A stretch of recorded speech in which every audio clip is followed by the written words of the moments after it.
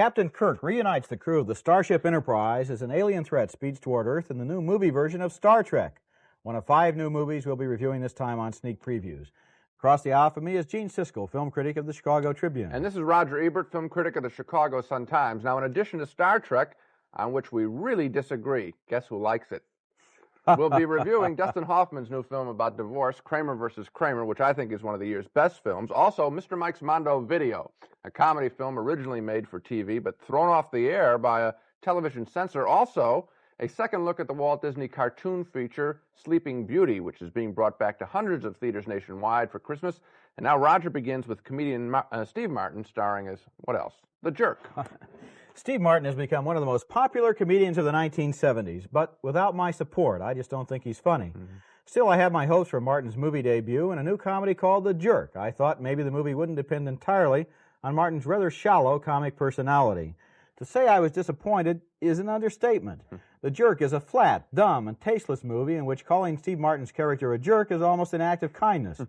Martin plays the adopted son of a black sharecropper. He hits the road seeking fame and fortune. He gets rich with a new design for eyeglasses, and then he louses everything up because he's such a jerk. Here's a scene from early in the movie after Martin has left his home in the South and meets the beautiful Bernadette Peters. Kind of a tired old gag. I think I've seen that before several times. Some of that shtick seems to be left over from the days of silent comedy, and it might work better as silent comedy, where it would look more like slapstick and less like mugging. Martin seems willing to do almost anything for a laugh, and every scene in the movie wants us to laugh for the same reason as the last one, because Martin's such a goofball. Well, that gets old fast. This next scene, for example, starts with a nice moment in the bathtub, but its ending is just plain embarrassing. Now, there's a problem with that scene, and the problem is that if he were trapped outside naked, then in a sense that could be funny, but because he's doing it as an act, I don't know, I don't find it funny, and Steve Martin doesn't seem to be having a good time in The Jerk.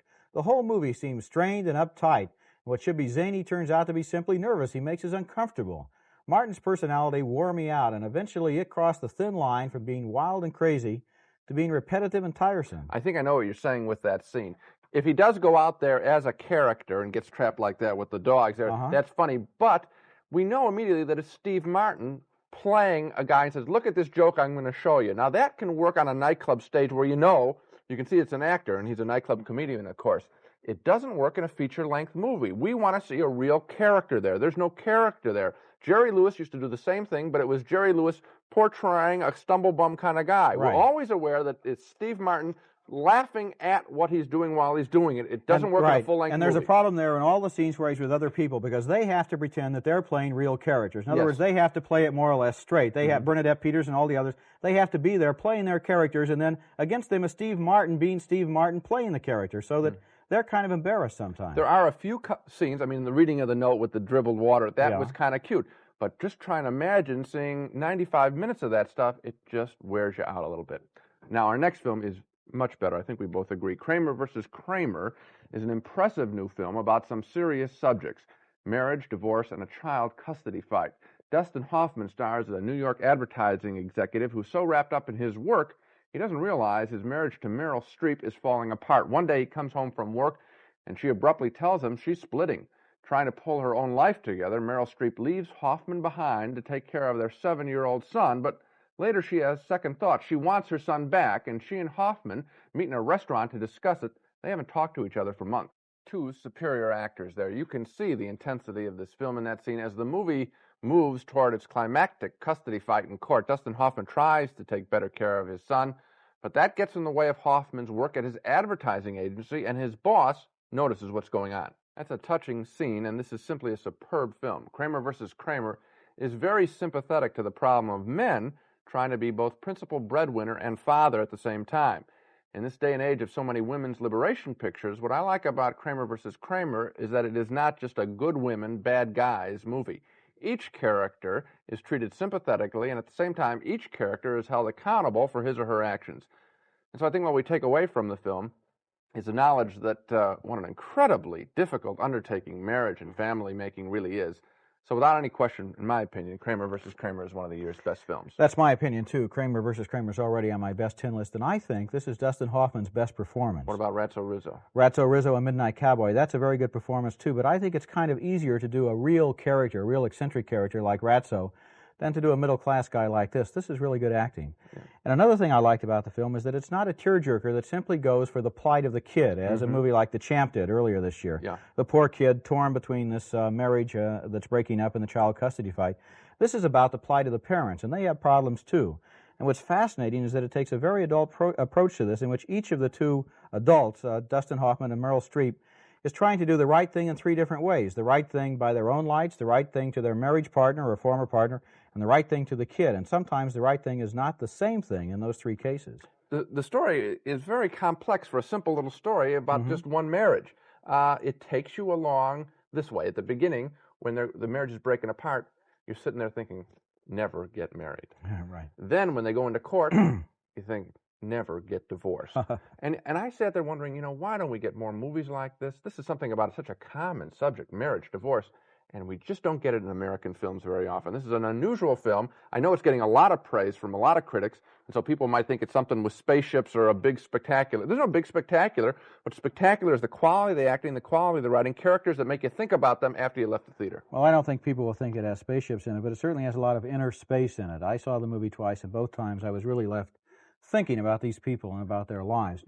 But speaking of spaceships, for our next movie, Star Trek, there are, I think, two questions that have to be answered.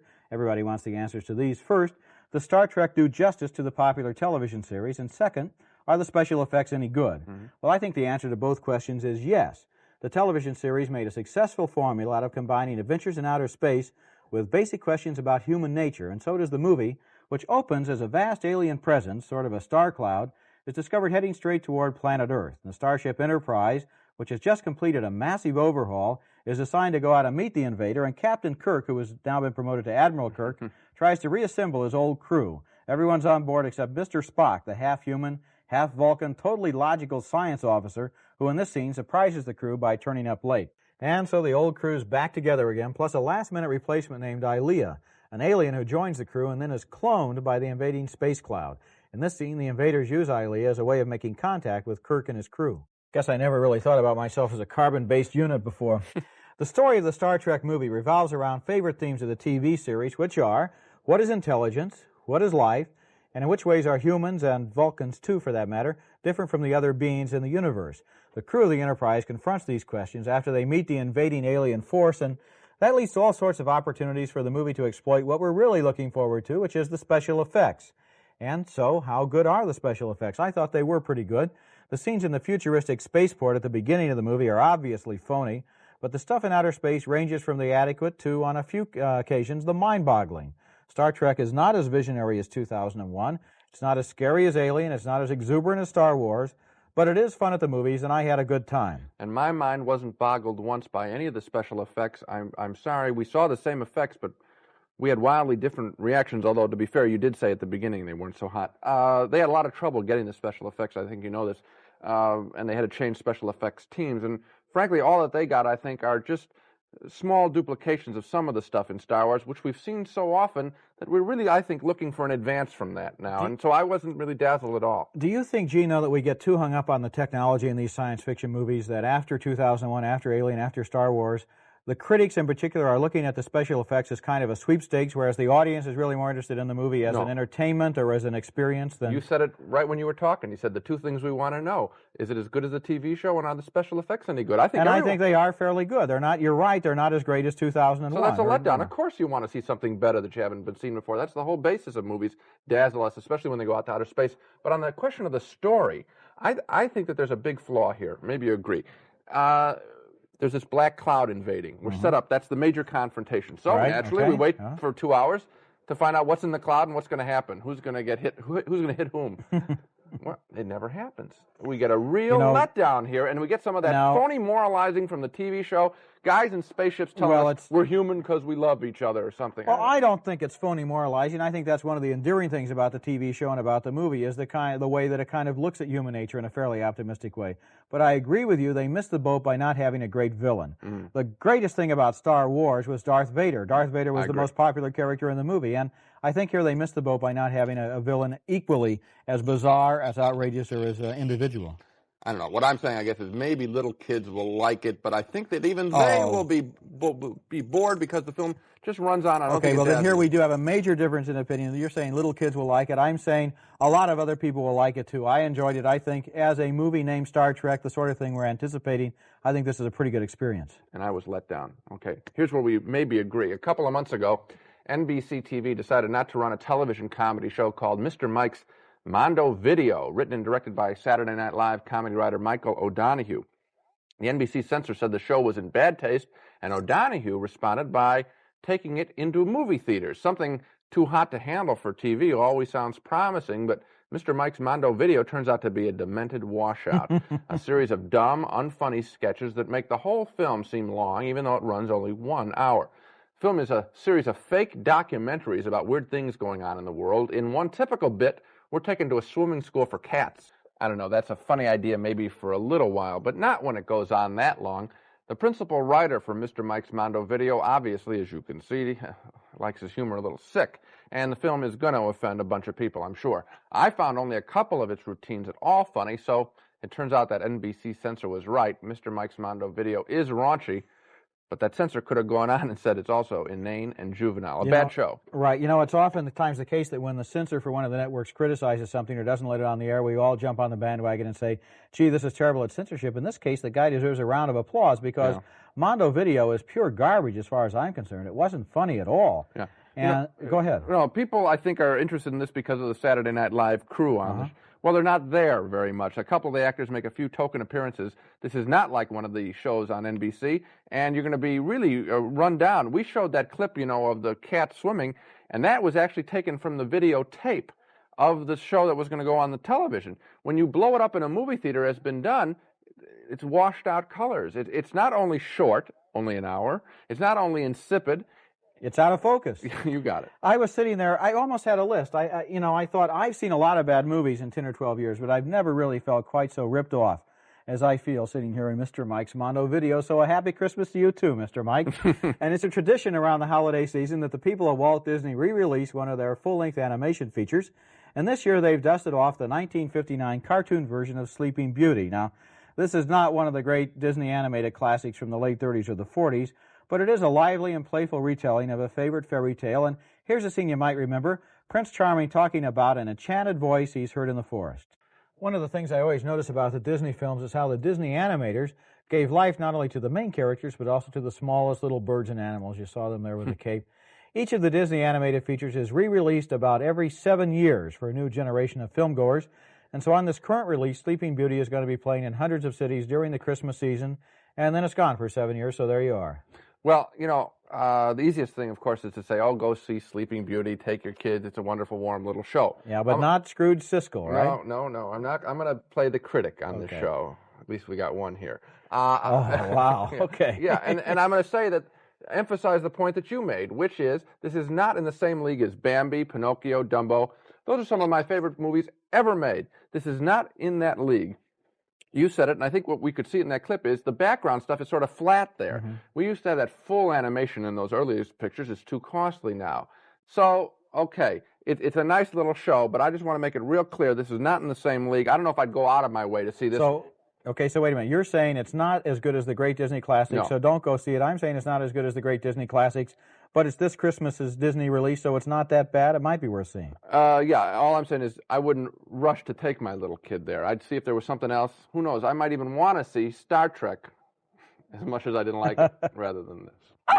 Well, Gene, let's argue that later, because now, leaping into the balcony on a ferocious mission of vengeance against lousy movies, here he is, Spot the Wonder Dog, who barks every time he sees a film that ought to be cut up to make ukulele picks. Start cutting, Spot. My dog of the week is a weak imitation of those old Arabian adventure films of the 40s, starring Sabu. Now, those were magical films, but this new one is deadly. It's called Arabian Adventure. Wow, what a clever title. I bet if they made a musical, they'd call it Arabian Musical.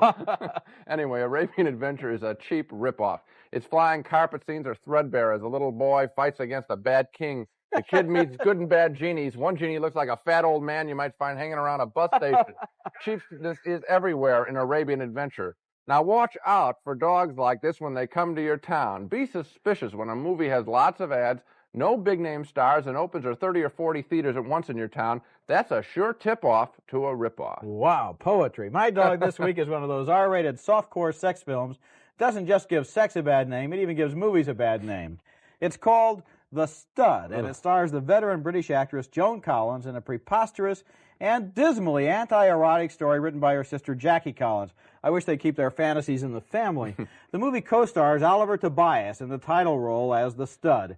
And he's the manager of a London disco. He spends his evenings bouncing the patrons and his nights bouncing on the patrons. He's a full-time gigolo. Some of his better moments in an elevator are captured on videotape, alas, and then everybody blackmails everybody else. And what we're left thinking is, if sex is this much trouble, maybe it would be more fun just to sit out for pizza. Good point. So much for the dogs. Now to recap our main movies on this show. Both Roger and I agree on The Jerk. Steve Martin's brand of humor really doesn't last for 94 minutes. It's only sporadically funny. We give the film 2 no's. We can't recommend you see The Jerk, which is rated R. We both agree that Kramer vs. Kramer is one of the year's best films, with 2 superior performances by Dustin Hoffman and Meryl Streep, who were involved in a child custody fight. 2 very strong yeses for Kramer vs. Kramer. Roger and I split on Star Trek. Roger found it fanciful and fun. I found it a bloated, totally unamazing, stretched version of the TV show. Roger says yes, he recommends you see Star Trek. I say no. And 2 very strong no's for Mr. Mike's Mondo Video, the R-rated pseudo-documentary. It was banned by NBC for good reason. It's lousy and mean-spirited. And we split on Sleeping Beauty. Roger finds it good holiday entertainment for the family. He gives it a marginal yes. I'm going to be the tough guy and pick on a fairy tale. I say no. I think there's better stuff around. Try and find it. Okay, Gene, so we agree that on this program, the movie that we both really are in favor of is Kramer vs. Kramer with Dustin Hoffman. It's a great film. Absolutely. And I think we learned one thing about each other. Okay, what's that? I think you are too easy on family entertainment films. And I think you are too hard. So that's it for this show. Next time on Sneak Previews, Gene and I will review more of the big holiday pictures, including The Black Hole with an outer space station threatened by a mysterious cosmic force. All That Jazz, a musical drama starring Roy Scheider. And Robert Redford is a rodeo star who falls in love with Jane Fonda in The Electric Horseman. Until then, season screenings, everyone, and we'll see you at the movies.